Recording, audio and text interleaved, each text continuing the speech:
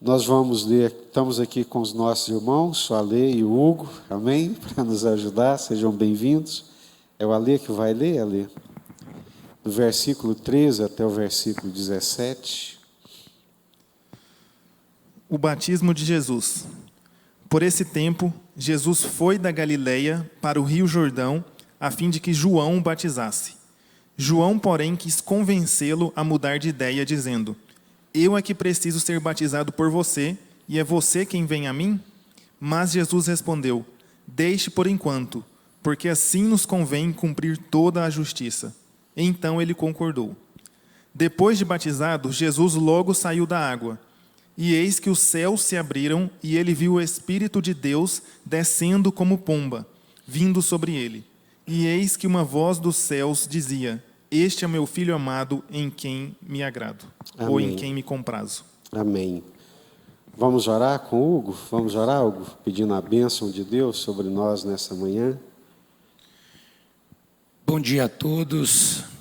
Senhor Deus e Pai querido, Deus e Pai amado, obrigado, Pai, por estarmos participando aqui deste culto maravilhoso, desse estudo. É o primeiro domingo do ano, que o Senhor venha nos trazer paz, abrir nossa mente, para que a Tua palavra venha ser nossa direção, para que venha ser guardado, ó Pai, no nosso coração, para que isso seja sempre nosso objetivo de vida, ter a palavra como instrumento, Pai, para abrir nossa mente e ser lâmpada para os nossos pés, para que possamos estar sempre caminhando em direção a Ti. Porque és a Tua palavra, meu Pai, que nos alimenta e que nos fortalece nesses tempos difíceis e para todos sempre, em todas as situações, ó meu Pai. Pois Te agradeço por estar aqui participando juntamente com meus irmãos e que eu possa sempre agregar, ó Pai, na Tua obra, juntamente com essa família maravilhosa que o Senhor me permitiu participar, meu Pai. Em nome de Jesus Te agradeço. Obrigado. Amém. Obrigado, Alê, Hugo. Você que participa conosco pode mandar a sua pergunta, a sua participação. Vai ser sempre muito bem-vinda a sua participação. E nós temos aqui tanto o Alê quanto o Hugo para nos ajudar. Bom, o batismo de Jesus. O próprio João Batista se assusta quando Jesus vem para ser batizado por ele. E é realmente, né, de assustar, porque o batismo de João é chamado de batismo para o arrependimento. Como poderia ser Jesus batizado? O Senhor Jesus deveria se arrepender de quê? Então, algumas perguntas nós colocamos aqui. Deveria ser Jesus batizado? Por que Jesus se submete ao batismo? Sendo que o batismo de João é chamado do batismo para arrependimento. E, como nós lemos aqui, quando Jesus vem para ser batizado pelo João, o João diz: por favor, Jesus, eu é que tenho que ser batizado por ti, e tu vens a mim para ser batizado? Primeira lição que nós precisamos aprender nessa manhã, ela se chama humildade. Uma lição de humildade. Tanto da parte de Jesus, quanto da parte de João Batista. João Batista tinha uma convicção plena do seu ministério. Ele sabia que o seu ministério era autorizado por Deus. Ele sabia que o que ele estava realizando, ele o realizava por mandamento, por autorização do próprio Deus. Mas quando ele vê o Senhor Jesus, ele percebe quem é que estava diante dele e diz: eu não sou digno de desatar sequer as correias da tua sandália. Honra a quem tem honra, respeito a quem tem respeito, dignidade a quem tem dignidade, autoridade a quem tem autoridade. Esse é um princípio básico e elementar da fé cristã, esse é um princípio bíblico. E eu insisto nesse ponto porque esse princípio tem sido muito vilipendiado nos dias atuais. Ninguém respeita mais ninguém. Todo mundo quer ser respeitado. Todo mundo quer ter a sua dignidade respeitada. Todo mundo quer ter a sua honra respeitada, a sua dignidade respeitada, mas ninguém cumpre esse princípio. Esse é o princípio que está presente aqui. Tu és o Senhor. Tu és o Filho de Deus. Tu és o Cristo de Deus. Como é que o Senhor vem a mim para ser batizado, e batizado nessas águas, o Senhor que batiza com o Espírito Santo, o Senhor que batiza com fogo, vem a mim para ser batizado aqui nessas águas, em águas no Rio Jordão? E qual foi a resposta de Jesus? Nos convém cumprir toda a justiça. Isso é o que Jesus responde. O que é justo precisa ser praticado. O que é reto precisa ser praticado. O que você está fazendo por mandamento de Deus, por ordem de Deus, é justo, reflete a justiça de Deus e precisa ser praticado. A humildade do Senhor Jesus, ela é constrangedora. Ele é o criador de todas as leis, de todos os princípios, de todas as regras. Agora, no mundo dos homens, nós criamos as leis e quem as cria, muitas vezes não quer se submeter a elas. É impressionante. Nós temos até um ditado, né? Aos amigos, os favores da lei. Aos inimigos, os rigores. Isso acontece muitas vezes dentro da igreja. Nós estabelecemos algumas normativas e elas valem para os outros, mas não valem para mim, para a minha família, para os meus amigos, para os meus chegados. É isso que o Senhor Jesus está mostrando para nós. Algumas versões diriam assim: a resposta de Jesus para João foi: vamos fazer tudo do jeito que o Pai quer, João. O que você está fazendo é estabelecido pelo Pai. Então, se é da vontade do Pai, se é da vontade de Deus, vamos fazer do jeito que Deus quer. Vamos cumprir a justiça de Deus. Façamos o que é justo e verdadeiro. Vamos cumprir o que é justo e o que é verdadeiro. Nós cantamos aqui agora mesmo, né? Se eu obedecer. Meus irmãos, não tem outra forma de nós nos relacionarmos com Deus se não for com base na obediência. Obediência à vontade de Deus. Fazer do jeito que Deus quer. Fazer do jeito que Deus estabeleceu. A forma de Deus é a correta. A forma de Deus é a justa, a forma de Deus é a certa. Quando os discípulos pedem para Jesus ensiná-los a orar, o que Jesus ensinou-os a orar? Pai nosso, que estais nos céus. Opa, então esse Pai não é um Pai qualquer, é o Pai celestial. E Jesus não ensina, quando você orar, ora assim, Pai meu, ou meu Pai. Não. Ele não é só meu Pai, Ele é Pai nosso. Ele é tão Pai meu quanto o seu. Deus não é propriedade exclusiva de ninguém. Tem gente que acha que Deus é propriedade dele. Pai nosso que estás nos céus, que mais? Santificado seja o teu nome. Venha a nós o teu reino. Seja feita a tua vontade,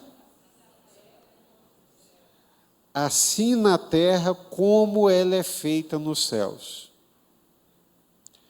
O lugar onde a vontade de Deus recebe oposição, por incrível que pareça, é na terra.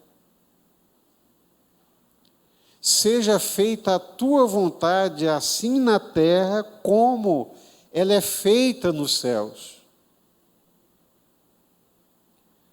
Nos homens, criaturas de Deus, é que nós vamos encontrar resistência e oposição à vontade de Deus. Jesus, mas você vem a mim para ser batizado? Sim, João, porque é o que Deus quer, é o que Deus preceituou, é a vontade de Deus. Então vamos fazer a vontade de Deus, vamos fazer do jeito que Deus quer. É bonito, não é? Glória a Deus. Eu recebi, não sei se foi hoje de manhã, ou ontem, pastor Wellington mandou, foi ontem. Aqui está como uma frase do Spurgeon, eu não sei, mas eu vou ler como se fosse do Spurgeon, porque assim foi enviado. Olha só o que é que ele diz.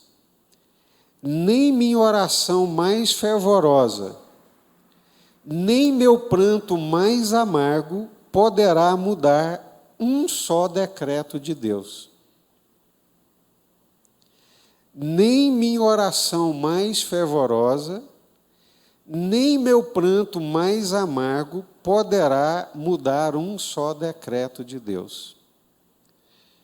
É lei de Deus, é decreto de Deus, é vontade de Deus, pode orar, esfolar o joelho, pode jejuar até o estômago pregar nas costas, que Deus não vai mudar os seus decretos, Deus não vai mudar a sua verdade, Deus não vai mudar a sua vontade.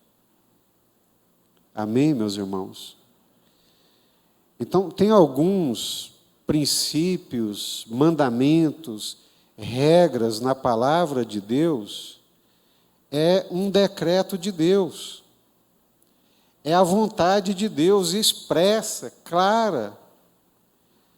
Então, nem a oração mais fervorosa, nem o choro mais amargo vai mudar um só decreto de Deus. Nós precisamos entender isso. Nós precisamos entender que na nossa relação com Deus, nós nos relacionamos com Deus aceitando a sua vontade.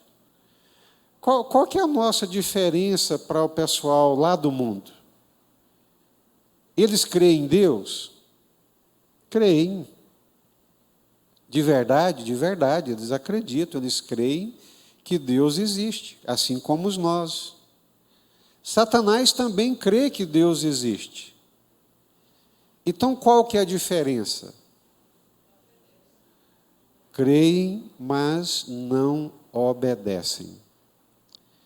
Então, um servo de Deus, um homem de Deus, uma mulher de Deus, a diferença que tem é que nós estamos no mundo como eles estão, nós cremos em Deus como eles creem, mas a diferença crucial é: nós nos submetemos à vontade de Deus. Nós pegamos a nossa vontade e metemos ela lá na cruz do Calvário. Em todos os aspectos. Em todos os aspectos. Eu vou para a Bíblia, a palavra de Deus, e lá está claro: a separação de um casal não é da vontade de Deus. Não separe o homem aquilo que Deus ajuntou. Está escrito ou não está? É a vontade de Deus ou não é? Por que metade da igreja hoje divorcia?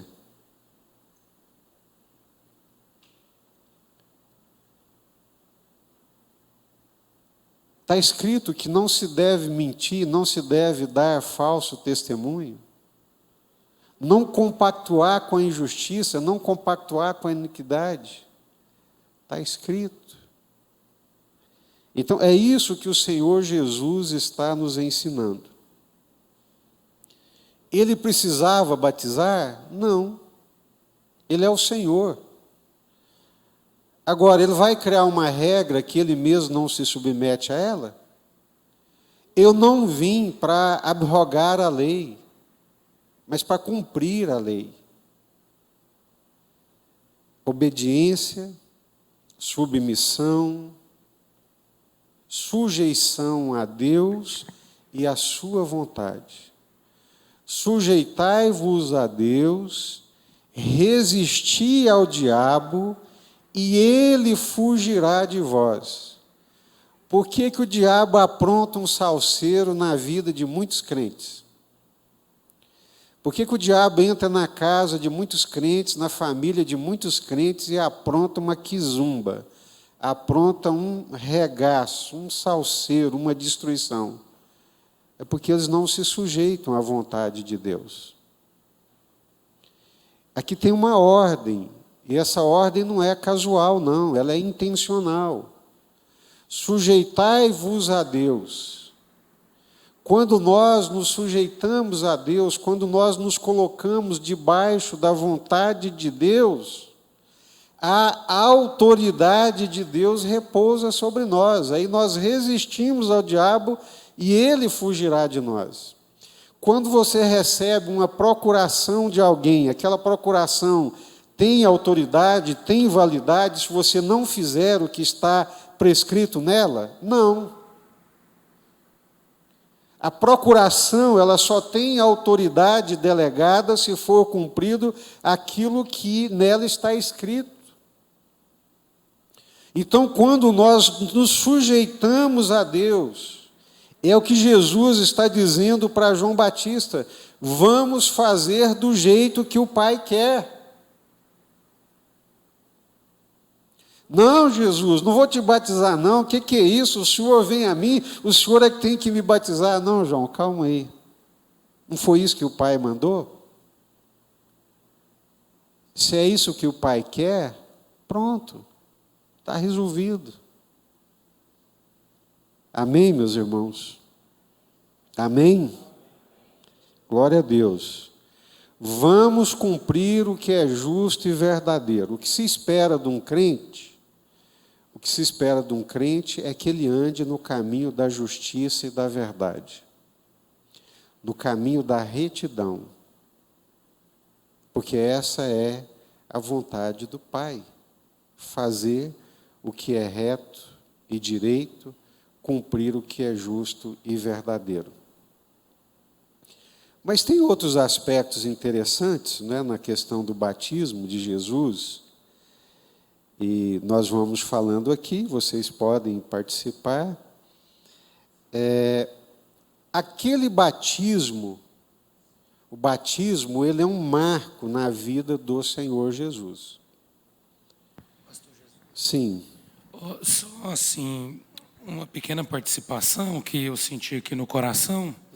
É tão complicado, eu fico pensando, uma pessoa do mundo, assim como em outrora eu tive, não crer em Deus, não acreditar em Deus. O vazio de ter uma vida limitada só no que vê. E o que a gente vê nesse mundo é desanimador quando a gente se limita a isso. E, infelizmente, por alguma situação, muitos crentes, às vezes eu incluo, não aconteceu comigo, graças a Deus, mas muitas vezes a gente mesmo não acredita nessa palavra. A gente é salvo, a gente batizou, confia em Deus, mas não sente a palavra eficaz na vida da gente. Isso é muito difícil. Quando uma pessoa não crê, já é um vazio muito grande. E quando a pessoa crê e não tem fé e esperança que aquela palavra serve para mim, é complicado, aí fica difícil. Com certeza, Hugo, né? Amém. É o que nós chamamos de um ateísmo não filosófico, né? O ateu filosófico é aquele que, por filosofia, pelo racionalismo, ele não acredita na existência de Deus. Como o Hugo está colocando aqui, empiricamente, ele não pode ver, não pode tocar, então ele não crê na existência de Deus. Esse é o ateu filosófico. Mas nós temos o ateísmo, como ele está dizendo, o ateísmo religioso, que está dentro das igrejas. A pessoa fala em Deus, ela ora, ela reza, ela faz o Pai Nosso, mas Deus é irrelevante. Porque Deus não é relevante? Porque não se submete a Deus e à vontade de Deus. Ele pensa em Deus, né? Ele fala de Deus, mas esse Deus não é relevante ao ponto dele servi-lo. Então é um Deus irrelevante, é um Deus ídolo. A igreja está cheia. E não é só a igreja evangélica, não, a igreja católica, evangélica, esse mundo gospel está cheio desse ateísmo não filosófico. Eu, às vezes, acho que o ateu filosófico ele é mais honesto e mais íntegro do que o ateu crente. Às vezes, eu acho, né, que o Nietzsche, ele era, apesar das loucuras e das besteiras que falou, eu acho que ele era mais íntegro do que muito crente, porque muito crente tenta dar o nó em Deus. Ele tenta flertar, negociar, né? Então faz de Deus um Deus irrelevante, faz de Deus um Deus ídolo. Os ídolos é que você trata dessa forma. Deus não, Deus é um Deus vivo. Ao Deus vivo você obedece, você se submete. Essa é a diferença do verdadeiro cristianismo com o cristianismo idólatra, popular, que a gente vê por aí, né? O mundo gospel está conseguindo transformar o evangelho num evangelho popular. Assim como nós temos o catolicismo popular, hoje nós estamos tendo um evangelho popular, ao gosto da cultura, adequado à cultura, do jeito que a cultura quer. Então, cria-se uma estrutura religiosa em nome de Deus, de Cristo, do Evangelho, mas não é evangelho, não é evangélico. Pode fazer, Lívia. A Michele Rezende, ela perguntou o seguinte: como Jesus disse, ela afirmou, como Jesus disse, ele não veio para abolir a lei, e sim para cumpri-la. Pergunta: por que as leis determinadas em Levítico são, por vezes, descumpridas com a desculpa de que estamos vivendo debaixo da graça? Isso, Michele, eu já expliquei algumas vezes que eu não gosto, eu pessoalmente, e muitos outros pensadores e teólogos, né?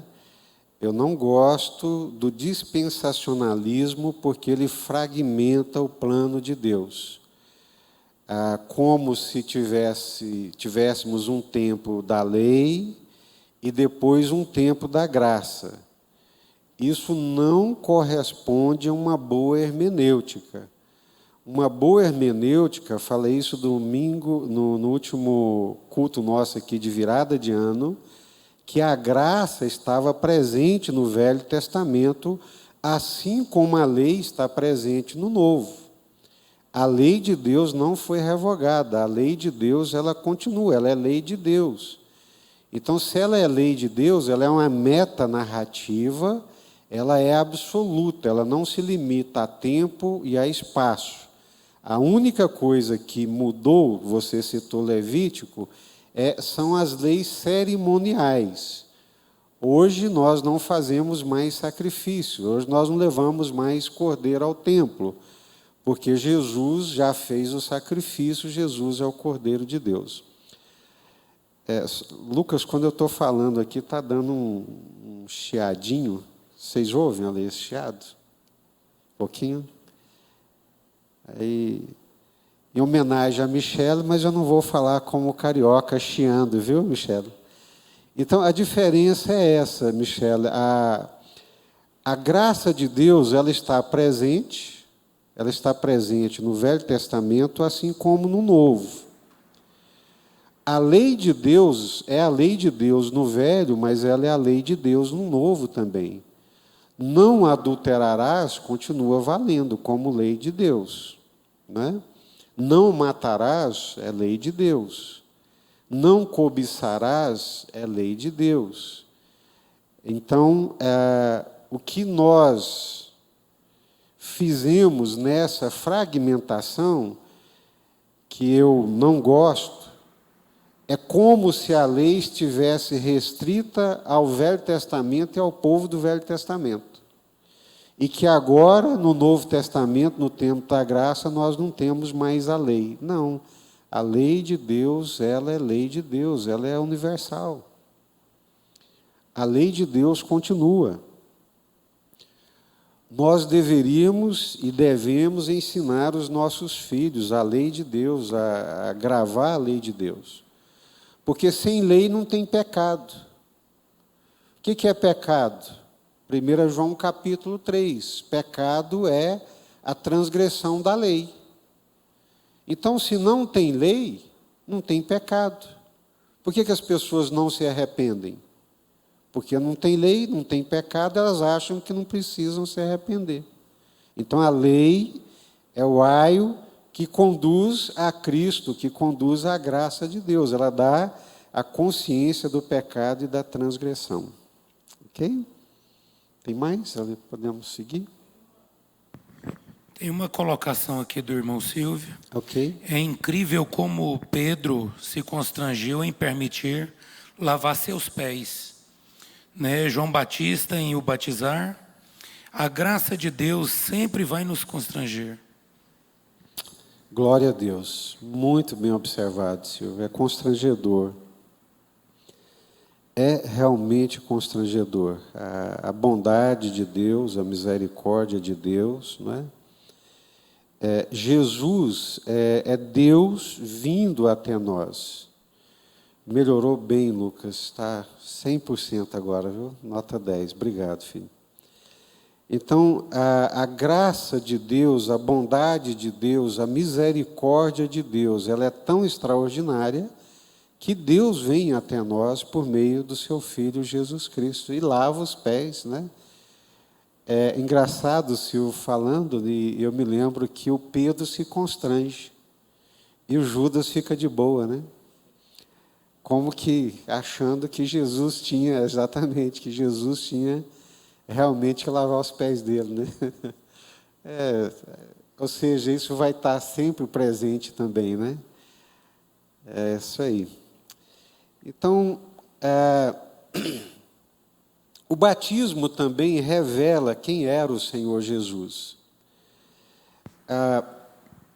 Todos nós, preste atenção, nós chamamos isso na teologia, na antropologia, na sociologia, de ritos de transição. Estou vendo aqui o Maso, outros irmãos, né? Quando é que o Maso pôde começar a advogar? Quando ele concluiu o curso dele, foi lá, participou da cerimônia de graduação, aquela cerimônia de graduação, ela é legal, ela é estatutária, ela é exigida por lei. Quem não participa da cerimônia de graduação lavrada em ata, ou ele forma depois na presença do reitor, seguindo todos os protocolos, ou ele não poderá exercer a sua profissão. Então, aquela cerimônia de graduação, de formatura, aquilo é um rito. É um rito de transição. Você deixou de ser um aluno, né? um não iluminado, e agora você passa a ser um graduado. Você tem um diploma, você pegou ali aquele diploma, ao pegar aquele diploma, publicamente está sendo dito ao público que você agora, no território nacional, de acordo com as leis nacionais, com a Constituição brasileira, você pode exercer aquela profissão. Até então você era um aluno, a partir daquele momento você passa a ser um médico, um advogado, um engenheiro. Mudou a sua vida, pelo menos espera-se, é um rito de transição. O casamento é outro rito de transição. Por isso que o casamento ele deve ser público. Ah, pastor, mas não temos dinheiro para fazer a festa. Não, não precisa fazer festa. Quem disse que precisa de festa? Precisa ser público. Você precisa mostrar para a sociedade, para os seus pais, para o seu sogro, a sua sogra, para os seus irmãos em Cristo, que você agora é um homem casado, uma mulher casada, que assume uma casa, que assume a responsabilidade de uma família. Então, esses ritos, eles são chamados de ritos de transição. Algo novo está começando na sua vida. O batismo também é um rito, né? Na verdade, nós, batistas, temos apenas 2 ritos, ou 2 rituais, que é o batismo e a ceia. Então, o batismo, ele é, sim, um momento de transição. É um marco na vida de quem se batiza. Essa é uma das razões também, daí o nosso nome batista, porque nós não batizamos crianças, né? Nós só batizamos pessoas numa idade de consciência, quando ela tem capacidade de expressar, de saber o que é que ela está fazendo, né? Então, o batismo, ele é um rito de mudança, de transição, é um testemunho visível e público, como um casamento, como a consagração de uma criança, como uma formatura, como a gente fazia antigamente. A menina completava 15 anos, o pai reunia a família inteira, fazia uma festa, celebrava, dançava a valsa com ela. Ela agora é uma moça, ela pode namorar, pode pensar em casar, né? São ritos de mudança e de transição. E o batismo de Jesus, ele faz isso. Jesus inicia o seu ministério quando? Depois de ser batizado. Então, batismo é um marco. Além de ser um marco, o batismo de Jesus também era uma forma do Senhor Jesus reconhecer o ministério de João Batista. Porque as autoridades religiosas, né, aquelas autoridades religiosas, elas não se submeteram e nem reconheceram o batismo de João. Que coisa! Eu lembro claramente que eu falei para vocês, quando nós começássemos a estudar Mateus. Leia Mateus, percebendo que o Mateus desconfia das estruturas religiosas e das autoridades religiosas. Uai, tem isso na Bíblia? Tem. Então, Mateus está registrando esse momento para mostrar que o Senhor Jesus, ele se submete ao batismo de João, porque ele reconhece que o batismo de João é algo da parte de Deus, determinado por Deus. Por que as autoridades religiosas não reconheceram? Por que eles não se submeteram? Por quê? Porque reconhecer o batismo de João era reconhecer que eles precisavam se arrepender. E eles achavam que não. Pela farda que eles usavam, pela posição que eles ocupavam, eles achavam que eles estavam sempre bem na fita. E não. Eles eram extremamente desagradáveis a Deus. É isso aí. Então, quando Jesus se batiza, Jesus também está reconhecendo a autoridade do batismo de João, coisa que as autoridades religiosas não reconheceram. Tem outro detalhe interessante, que nós não encontramos em Mateus, mas nós encontramos no Evangelho de João. No Evangelho de João, João Batista diz assim: eu mesmo não o conhecia, mas a fim de que ele fosse manifestado a Israel, vim por isso batizando com água. E João testemunhou dizendo: vi o Espírito descer do céu como pomba e pousar sobre ele. Eu não o conhecia. Aquele, porém, que me enviou a batizar com água, me disse: aquele sobre quem vires descer e pousar o Espírito, esse é o que batiza com o Espírito Santo.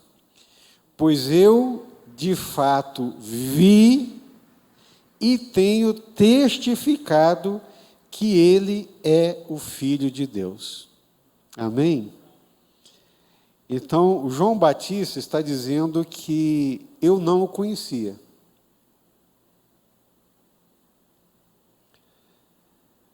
João Batista não conhecia Jesus. João Batista foi criado nos desertos. E Jesus está ali no meio do povo, vivendo como qualquer judeu vivia. Não tinha nada aparentemente que o distinguisse de qualquer outra pessoa. Jesus entraria e sairia em qualquer ambiente sem nada, sem nenhum aparato que o distinguisse de qualquer outra pessoa. Jesus era um judeu comum, do ponto de vista das vestimentas, do cabelo, de tudo. Eu acho isso extraordinário. E João pergunta para aquele que o enviou: mas, Senhor, como é que eu vou reconhecê-lo? Como é que eu vou saber quem ele é? Quando você vê, João, o Espírito Santo descendo sobre ele, na forma corpórea de uma pomba, você vai saber que é ele. Quantas pessoas vocês acham que o João batizou? Milhares. E eu acho que cada um que ele batizava, ele olhava para o céu para ver se o Espírito vinha. Não.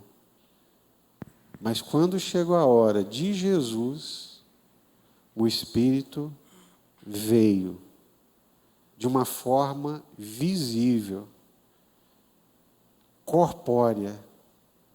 Amém? Sim. Temos uma pergunta aqui da irmã Marilane. Uhum. Como compreender os efeitos que podem ser alcançados pela oração do justo, diante da real imutabilidade dos decretos de Deus? Isso.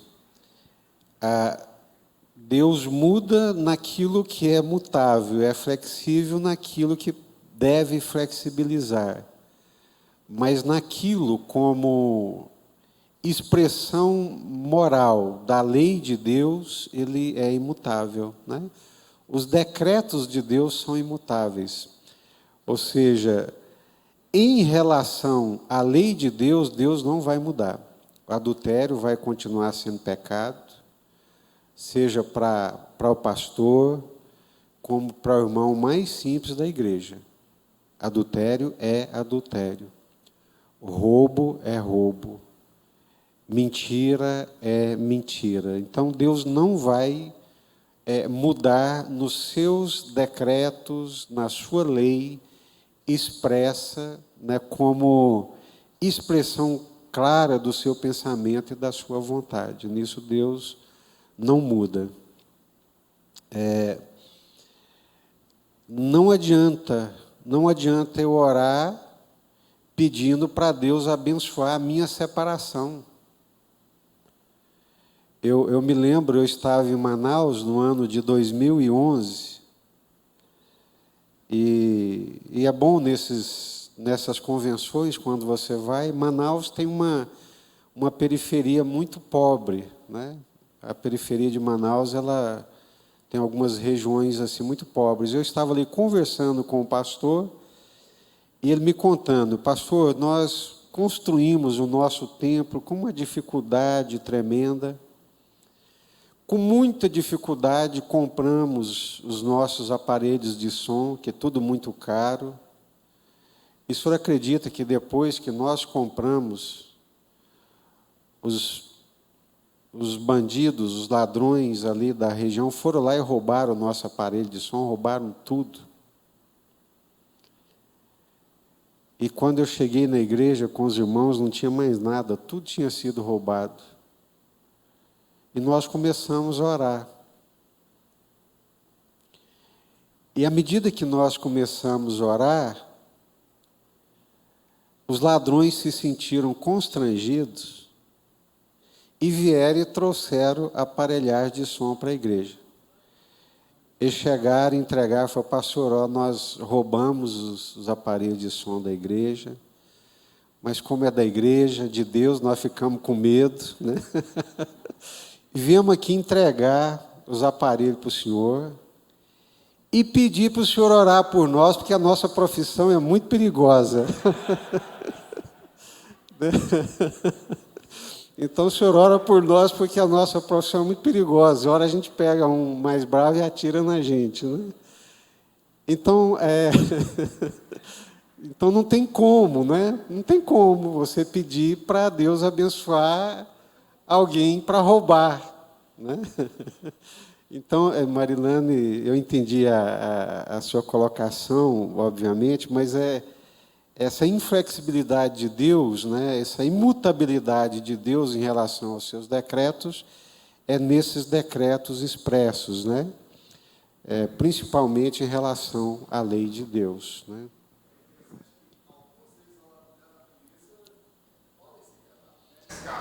Sim, claro. Exato. Exato. Isso. Aham. Isso. No aspecto ético-moral, né, dessa lei universal, Deus realmente não muda, né? Um dos aspectos que nós trabalhamos na teologia é a imutabilidade de Deus. Pastor, sim, chegou por favor. uma outra pergunta aqui. Uhum. Jesus ouviu a declaração do Pai do quanto era amado. Uhum. Isso trouxe convicção do quanto era amado na tentação? Nós também precisamos ter essa convicção nas tentações? Perfeito. Eu não sei quem fez a pergunta, mas preste atenção. Se o amor não estiver presente na minha vida, a consciência do amor de Deus, o que me leva a não pecar não é tanto o medo, mas principalmente o amor.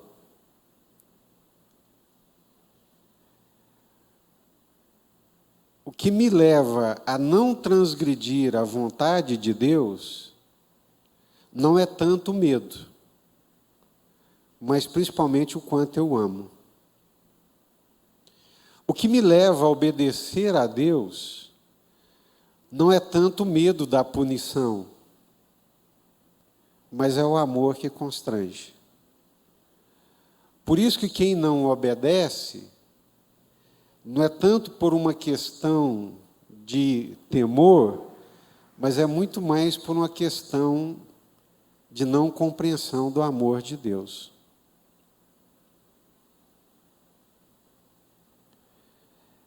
Eu me lembro do Russell Gonçalves, né, uma história ilustrada do cristianismo.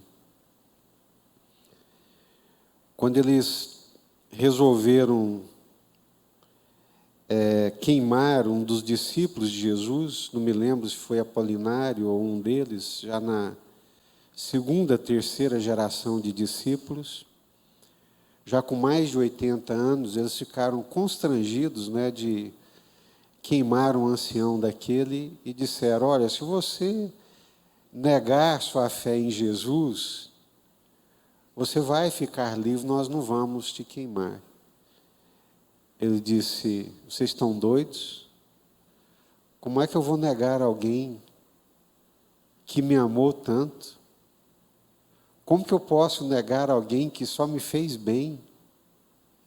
Como que eu posso renunciar a alguém que sempre me amou e sempre cuidou de mim? Podem me queimar. Ou seja, não tem um pingo de dúvida que tu és o meu filho amado. É o amor de Deus em nós, por nós plenamente aceito e compreendido, que nos leva a não pecar contra o Senhor. Não sei se eu coloquei bem. A minha vida santa, ela é proporcional ao meu amor, ou o amor que eu tenho pelo Senhor, e ao tanto que eu entendo que o Senhor me ama. Tá certo? Os irmãos entenderam? Então, a minha vida santa de separação, de consagração, de não cair na tentação, de não ceder ao pecado, é proporcional, é diretamente proporcional ao meu amor pelo Senhor e pelo entendimento do amor que o Senhor tem por mim. Tá certo? O que nos constrange é o amor. Está lá em 2 Coríntios, capítulo 5. O amor de Deus em Cristo me constrange. Eu sou constrangido, é o termo certo, o termo correto que é usado isso. Então, tu és o meu filho amado, você me é agradável, você é um aroma, você é um perfume, você é meu filho amado. Então, isso realmente nos livra, né? Na hora da tentação, isso tem um peso muito grande. Pastor, tem uma pergunta aqui do irmão Cláudio. Sim. Sei que a oração é poderosa e tem os seus efeitos. E costumamos orar por situações difíceis. Pastor, o senhor poderia explicar por que precisamos sempre orar, mesmo sem saber os decretos de Deus? Isso. É o irmão Cláudio de Araújo Azevedo. Obrigado, irmão Cláudio. Primeiro, é muito importante essa pergunta, né, do irmão Cláudio. O que você busca quando você busca a Deus?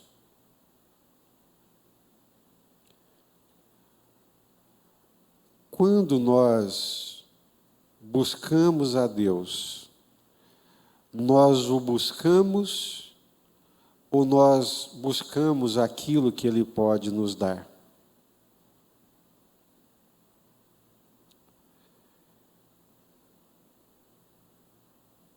Quando nós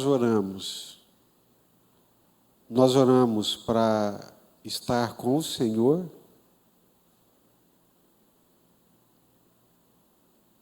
para estar na presença do Senhor, para desfrutar da presença, da comunhão, criar vínculos relacionais, de amor, de aproximação, ou nós buscamos ao Senhor por aquilo que nós queremos receber. Não que seja errado. Nós podemos pedir. Pedir e dar-se-vos-á. Buscar e achareis. Bater e abrir-se-vos-á. Qual é o filho que pedindo ao pai um peixe, ele vai te dar uma cobra? Pedindo um ovo, o pai vai dar um escorpião? Pedindo pão, vai receber uma pedra? Não. O nosso Pai Celestial, Ele ouve, sim, as nossas súplicas, Ele ouve os nossos pedidos, né? Mas eu pessoalmente gosto de pensar na oração, de buscar a Deus por Ele, sabe, pelo Senhor. Ele sabe das minhas necessidades. Ele sabe de tudo que eu necessito. Ele sabe de tudo que eu preciso. O que você busca quando busca a Deus? O que nós buscamos quando buscamos a Deus? Eu gostaria de buscar a Deus para ouvir dele todos os dias: você é meu filho amado. Eu gostaria de, na minha oração, achar o caminho para o coração de Deus, não pelo poder dele se manifestar na minha vida e naquilo que eu quero, mas para amá-lo, para ter comunhão com ele, para entender graça, mistério, retribuição, justiça, direito, transformação da vida, transformação do coração.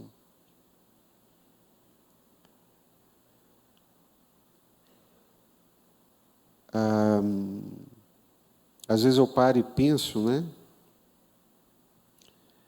Há um fluxo de informações religiosas sobre saúde, sobre economia, sobre política, sobre tanta coisa, informações.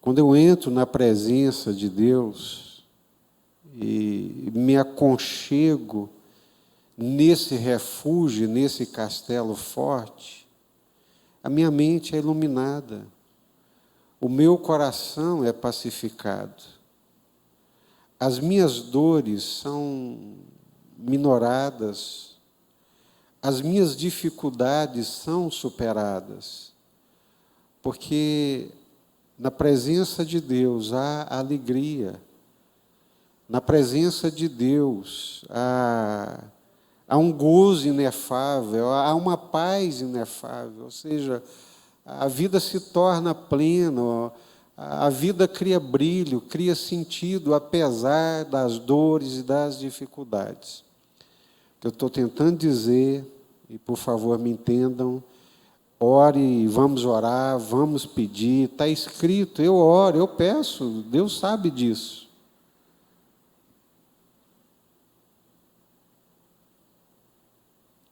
O que você quer, meu filho? Eu quero o Senhor. Eu quero a tua presença. Eu quero ser agradável ao Senhor. Eu quero o amor do Senhor. Eu quero ouvir isso do Senhor, né? Eu te amo, Senhor. E ouvir Deus dizendo, eu também te amo, meu filho. Então, nesse aspecto, nós aprendemos que oração são petições, mas não é só petições. Oração são ações de graças, também é confissão, é choro, é arrependimento, é compungimento de coração, né? Os salmos nos ajudam muito nesses aspectos. Os salmos são orações, né? Então, irmão Cláudio, nós devemos orar, mas precisamos nos fazer essa pergunta: o que eu busco quando eu busco a Deus? Para não fazer de Deus um servo da nossa vontade, dos nossos planos e dos nossos projetos. Sim? É assim uma colocação, um testemunho. Eu, em oração, eu entendi, através desse arrependimento, que eu precisava confessar. Tirar tudo aquelas mazelas, aquele lixo que tinha dentro do meu coração. Uhum.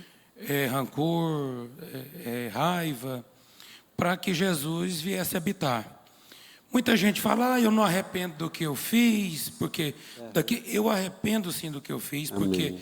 eu confessei esses pecados. Amém. E se eu pudesse voltar atrás, eu faria tudo diferente. Amém. Mas como eu não posso voltar atrás, a gente pega como aprendizado e tratar o pecado como deve ser tratado, como destruição, morte. Então, a partir desse momento que eu comecei a tratar o pecado como morte e destruição, não só para mim, mas para a sociedade, as pessoas que rodeiam, porque sofrem junto, Deus preencheu meu coração, me dando o entendimento que eu preciso praticar a santidade, Amém. sendo limitado, humano, pecador, e que se eu dou para o outro aquilo que eu gostaria de receber, é automático. Sim. Eu me sinto bem, eu vivo melhor. Sou, assim como o senhor fala, eu sou muito ansioso, extremamente ansioso. Porém, Jesus tem me tranquilizado em oração e entendimento que eu preciso sempre caminhar adiante. Amém. Nunca retroceder, porque o retrocesso é destruição e morte. Amém. Glória Amém. a Deus. Glória a Deus. Glória Amém. a Deus. Então, chegamos aqui no batismo de Jesus. Jesus é batizado. Preste atenção no que está acontecendo aqui no batismo de Jesus, não é? Desce sobre Jesus o Espírito Santo. Marcos, o evangelista, o Evangelho de Marcos diz assim: viu os céus rasgarem-se e o Espírito descendo como pomba sobre ele. Olha o que está acontecendo, olha o que acontece aqui nesse momento. O Jordão continua sendo Jordão, aquelas águas, aquele local geográfico, mas quando Jesus é batizado, os céus se rasgam. É o que Marcos está dizendo. Rasgam. Como é que você imagina isso? Não é? É como se você pegasse um pano e os céus se rasgam e o Espírito Santo vem como uma pomba voando mansamente e descendo sobre ele. E Lucas fala assim: o Espírito Santo desceu sobre ele em forma corpórea como pomba. Está acontecendo uma coisa extraordinária aqui, que a gente não se apercebe.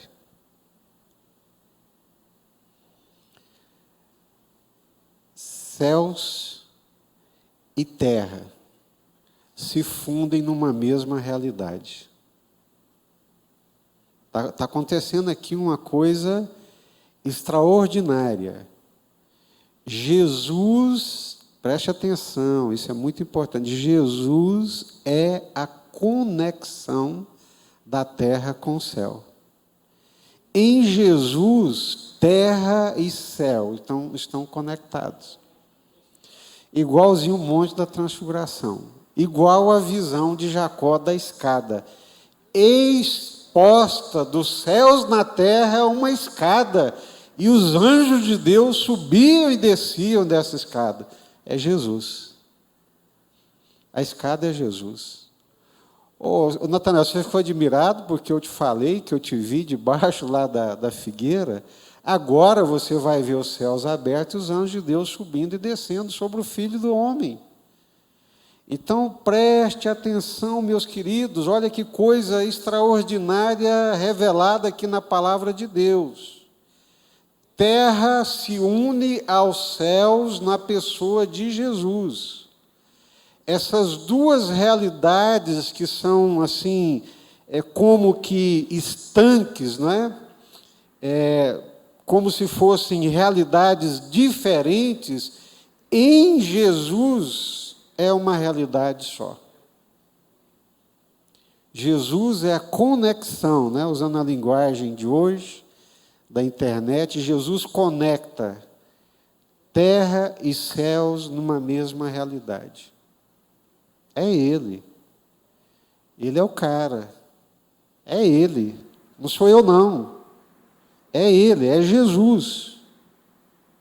Por isso que eu não sou digno de tirar a sandália dos pés dele. Ô João, você é o Cristo? Rapaz, você está doido, nem de longe. Você é o profeta? Não. Então você é o Elias? Tampouco. Mas então quem você é? Eu sou o precursor. Aquele que vem depois de mim e já está entre vós, ele é antes de que eu existisse, ele já era. Ele já está aqui.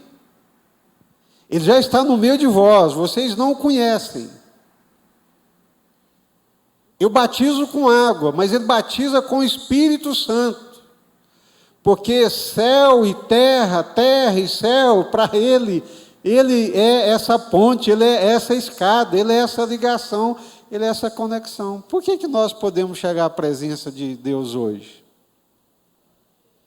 Porque ele é a escada, ele é a conexão. Por que Paulo diz que em Cristo nós estamos assentados nas regiões celestiais? Em Cristo. Oh Deus, ilumina, Pai, o nosso entendimento e a nossa compreensão, para a gente sair dessa vidinha corriqueira, terrena e comum, e andar nesses lugares altos, né? Em Jesus. Então, a Trindade, ela se manifesta naquele loco. Naquele espaço geográfico, a Trindade se manifesta. Porque ali está o Filho de Deus, a segunda pessoa da Trindade. Ali vem sobre ele o Espírito Santo. E ali também se ouve a voz do Pai. Este é o meu Filho amado em quem me compraz. Deus do céu. O que está acontecendo nesse momento? O que está acontecendo na história da salvação, na história de Deus com a humanidade? Uma coisa extraordinária. Deus Pai, Deus Filho, Deus Espírito Santo se manifestam na terra para uma obra de redenção e de resgate da humanidade. Aleluia. Glória a Deus. Aleluia. Então o Espírito Santo desce sobre ele em forma corpórea como a pomba. A pomba é apresentada como símbolo do Espírito Santo. E aí eu me lembro do Spurgeon, né? A pomba, ela é encontrada em lugares tranquilos, nos remansos e nunca em campos de batalha. Amém? Vou repetir. A pomba, que simboliza o Espírito Santo, ela é encontrada em lugares tranquilos, nos remansos e nunca em campos de batalha. Se o seu coração é um campo de batalha, o Espírito Santo não está aí. Se estiver, é bruxuleante, está quase, a chaminha está assim, ó, pequenininha.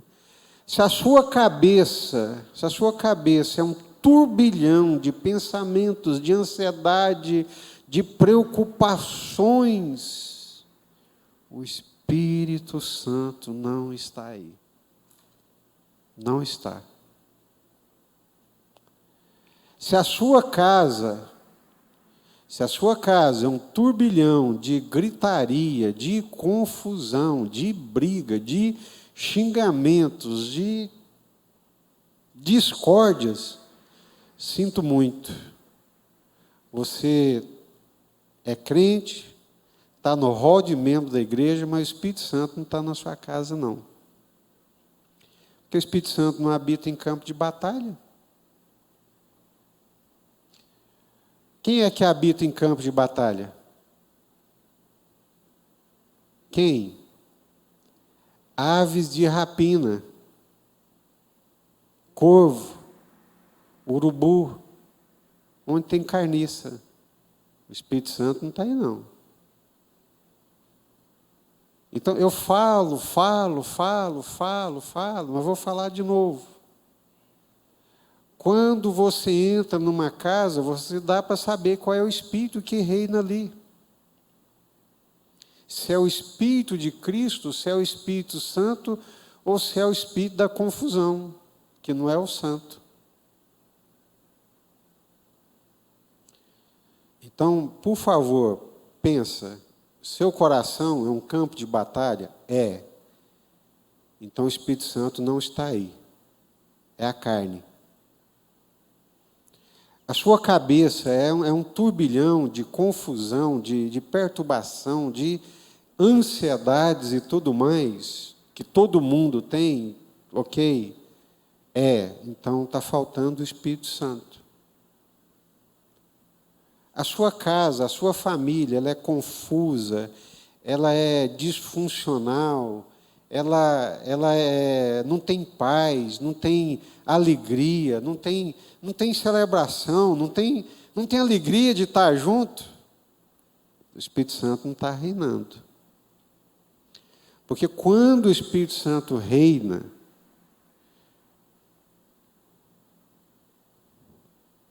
a pomba, suavemente, que fica nos remansos e nos lugares tranquilos. É isso, é simples assim. Um dos símbolos do Espírito Santo é a pomba. Lembram quando o pastor Samuel pregou aqui, num domingo à noite? Quando as águas abaixaram e que solta um corvo e depois solta a pomba? Qual que é a diferença dos dois? O corvo foi e ficou. A pomba retornou e ainda trouxe alguma coisa, né? Uma folhinha, um rebento. O corvo, ele não fica onde tem paz e tranquilidade. O corvo gosta da carniça. Não adianta você querer colocar um corvo dentro da igreja. Ele fica e vai. Aí volta, mas vai de novo. Até que ele chafurda de vez na carniça. O corvo não voltou. A pomba voltou. É diferente. Mas o que eu queria mesmo nesse momento era que nós pontuássemos isso. Que isso fica como um referencial importante para nós. A sua casa, o seu casamento, a sua família, o seu lar é um campo de batalha? É um campo de discórdia? É um campo de confusão? O Espírito Santo não está presente. Não precisa fazer sessão de descarrego, não. Precisa todo mundo se arrepender e converter o coração. Arrependa, converta o coração, que as coisas vão mudar. O Senhor vai se fazer presente. Amém? Deus não habita no meio da confusão, irmãos. Deus não habita no meio da intriga, da discórdia, não. O Espírito Santo não é o espírito da discórdia, não é. Amém? Jesus começa o seu ministério aí. O revestimento do Espírito Santo é fundamental para o exercício da obra de Deus. A obra de Deus, ela é espiritual, ela não é intelectual. A obra de Deus, ela é espiritual, ela não é feita com força humana, ela não é feita de tijolo, ela não é feita de concreto, ela não é feita de livros, ela não é feita de dinheiro, ela não é feita de exército. A obra de Deus, ela é espiritual, ela tem que ser feita na força e no poder do Espírito Santo. Não adianta, irmãos. Mas tem um véu, né? Satanás, ele põe um véu, cobre o entendimento das pessoas. As pessoas não entendem, não compreendem, né? E viram uma coisa carnal, humana, sem presença de Deus, sem graça de Deus, sem poder de Deus. A obra de Deus, ela é feita no poder e na autoridade do Espírito Santo. Então, Jesus começa o seu ministério. O marco, o rito de transição é o batismo, mas também o revestimento, a descida do poder do Espírito Santo sobre ele. Amém? Tem alguma pergunta? Tem uma pergunta, que até o senhor já comentou, mas é sobre o momento em que João Batista reconheceu Jesus. Uhum. Se foi quando ele chegou para batizar ou quando a pomba desceu sobre ele. Eu acho que os dois se complementam, né? Você tem aquela... Por isso que eu fiz questão de ler o Evangelho de João. João tem aquela intuição, né? Aquela percepção, e tem a confirmação. A confirmação é quando desce. Não, realmente é ele. Então, quando Jesus aparece, ele percebe, obviamente, ele tem aquela intuição. Mas quando a pomba desce, vem a convicção e a confirmação, né? Isso é muito importante, né? Essa percepção da presença de Deus e de atos de Deus, né? Nós entendemos e aprendemos isso. Um pastor, ele só é pastor de uma igreja depois de 7 anos, no mínimo. E, às vezes, ele leva 20 anos pastoreando a igreja e não é pastor de alguns. Alguns não têm como pastor. Tem como título, pela investidura, respeitam, mas não tem no coração o respeito e a aceitação dele como um pastor. Isso só acontece, só é quebrado quando Deus te usa na vida da pessoa. Numa pregação, numa oração, num aconselhamento, que o Espírito Santo te usa e que fala ao coração da pessoa, aí ela espiritualmente, ela entende, ela aceita. Então, tem pastor que entra na igreja e ele bagunça a igreja todinha. Porque ele já chega e já quer impor um novo jeito, uma nova maneira, uma nova regra, desfazer o que o outro fez para estabelecer o jeito dele, e aí vira uma confusão danada, porque isso quem faz é o Espírito Santo. Então, João sabia, intuitivamente, assim como você olha para o pastor e fala, não, ele é o pastor. Mas quando o Espírito Santo usa a vida do pastor, na sua vida, aí vem a convicção. Aí sim, parece que a coisa, encaixa dentro do coração. Então, é essa a ideia aí para a pergunta, né? Eu vejo dessa forma, é óbvio, diante de Jesus, ele teve a percepção que era. Mas quando o Espírito Santo desce, aí vem a convicção. Eu vi. Né? Lá João fala, né? Eu li para vocês aqui, João, ele diz assim, João o evangelista, eu de fato vi e tenho testificado, né? E tenho testificado que ele é o Filho de Deus. Podemos seguir avante? Manifestação do Espírito Santo e a manifestação do Pai. Ouve-se uma voz do céu que diz, este é o meu Filho amado em quem me comprazo. Certamente, essa voz causou um impacto profundo não apenas em João Batista, mas também no Senhor Jesus. Olha só que interessante.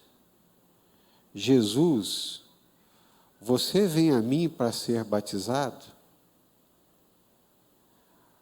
João, convém fazer tudo da forma como o Pai quer.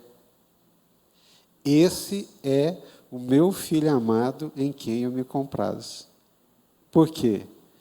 Porque esse meu filho faz tudo da forma como eu quero. Amém? Este é o meu Filho amado em quem me comprazo. Jesus é o servo de Deus. Ninguém nunca se submeteu tanto à vontade de Deus quanto o Senhor Jesus. Ninguém nunca se entregou à vontade de Deus tanto quanto o Senhor Jesus. Jesus se encarna por causa da vontade do Pai. Jesus morre por causa da vontade do Pai. Jesus ressuscita por causa da vontade do Pai. Este é o meu Filho amado, que me agrada, em quem eu me agrado, em quem eu me comprazo, porque Ele faz toda a minha vontade, Ele me obedece. Pai, passa de mim esse cálice, por favor, passa de mim. E o Pai não responde nada. Então, Pai, seja feito de acordo com a Tua vontade. Ser crente, irmãos, não é brincadeira, não. Ser servo de Deus, discípulo do Senhor Jesus, não é brincadeira, não. Não é para qualquer um, não. É para quem tem integridade. É para quem vai para a cruz todo santo dia. Todo santo dia ele vai para a cruz. Então, essa voz, né? Este é o meu Filho amado em quem me comprazo. Essa voz acompanhou Jesus em todos os momentos difíceis do seu ministério. Logo depois do batismo, Jesus é conduzido para o deserto, para ser tentado pelo diabo. Qual foi a primeira tentação do diabo para Jesus? Se tu és o Filho de Deus. Opa, tinha mais gente lá no batismo, escutando essa voz. Aí eu vou lembrar daquele pregador que disse que esse mundo é muito mais habitado do que a gente imagina.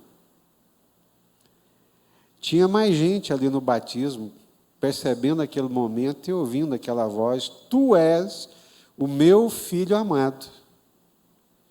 E agora, no deserto, em tentação, a primeira tentação que vem para Jesus é: uai, você é mesmo filho de Deus? Como é que pode um filho de Deus passar fome? Se o Pai te ama desse jeito, ele vai te deixar nessa chapada? É a voz do tentador. O trabalho do tentador é colocar dúvida quanto ao caráter de Deus.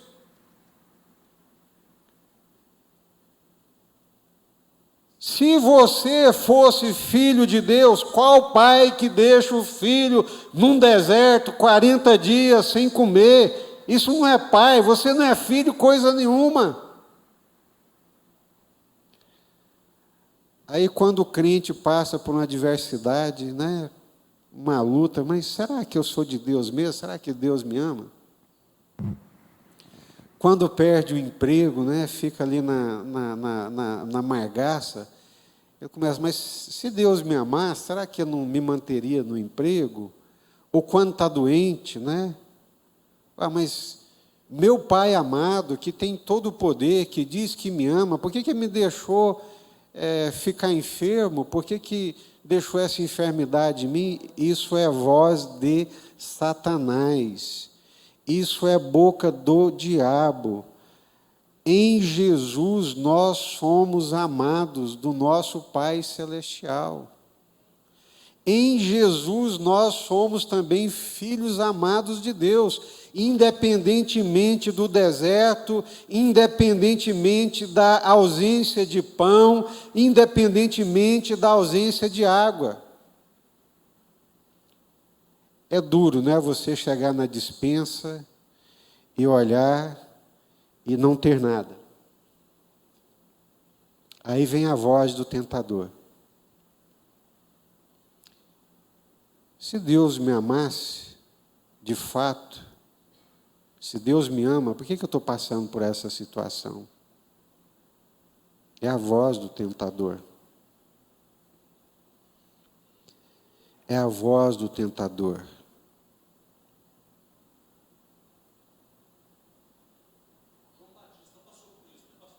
Também, sim.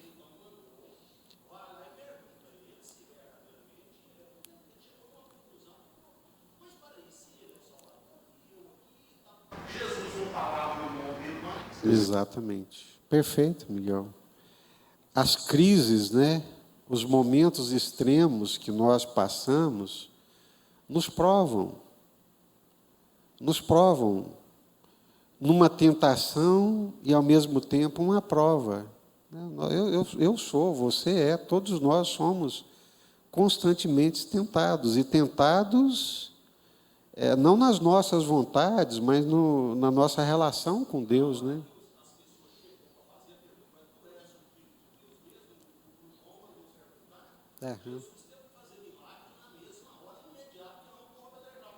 Exatamente, é isso aí. Então, vamos fechar aqui, né, caminhando para o fechamento do nosso estudo. Convém fazer o que é justo. Preste atenção nisso. É justo? Faça. Não é? sai fora. Vamos fazer de acordo com a vontade do Pai. Irmãos, queridos e amados, a única forma da nossa vida ser uma vida alinhadinha, em cima dos trilhos, é quando nós nos submetemos à vontade de Deus e permitimos Ele conduzir a nossa vida. Você pode, se você quiser, você pode pegar a condução da sua própria vida, pode. Deus te deu, e não te castra nisso, não. Você pode dizer, como alguns disseram, eu sou o Senhor da minha alma e o capitão do meu destino. Muita gente na autoajuda ensina isso, você pode. Mas você pode também dizer, não, Jesus é o Senhor da minha alma. Jesus é o capitão do meu destino. A minha vida é conduzida pelo Senhor. Minha vida é conduzida pelo Senhor. Eu vou fazer tudo de acordo com a vontade do Senhor. Essa é a primeira coisa que nós aprendemos aqui. A segunda coisa é que Jesus é a conexão, é a escada. Céu e terra, não é? Jesus é esse vínculo, essa ligação, né? Essa conexão. Jesus é a escada. Liga os céus à terra, a terra aos céus. Em Jesus, nós caminhamos aí nessas regiões celestiais. A outra coisa que nós aprendemos é que a manifestação do Pai, o que leva Jesus a ser quem foi e fazer o que fez, foi exatamente essa voz guardada no coração. Deus é meu Pai. Deus me ama. Eu sou amado do Pai.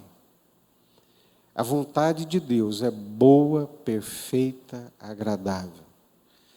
A vontade de Deus é boa, perfeita, agradável. Eu vou viver debaixo da vontade do Pai. Amém? Que Deus nos abençoe. Vamos ficar de pé, vamos orar.